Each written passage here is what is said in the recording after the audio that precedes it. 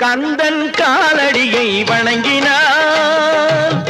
கடவுள்கள் யாவரையும் வணங்குதல் போலே கந்தன் காலடியை வணங்கினார் கடவுள்கள் யாவரையும் வணங்குதல் போலே கந்தன் காலடியை வணங்கினார்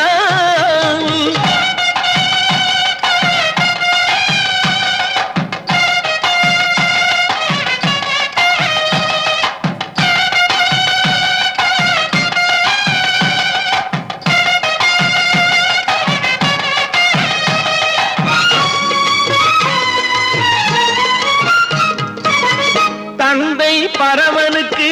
சிவகுருநாதன் தாயார் பார்வதியின் சக்திதானே வேலன் சிவசக்திதானே வேலன் தந்தை பரமனுக்கு சிவகுருநாதன்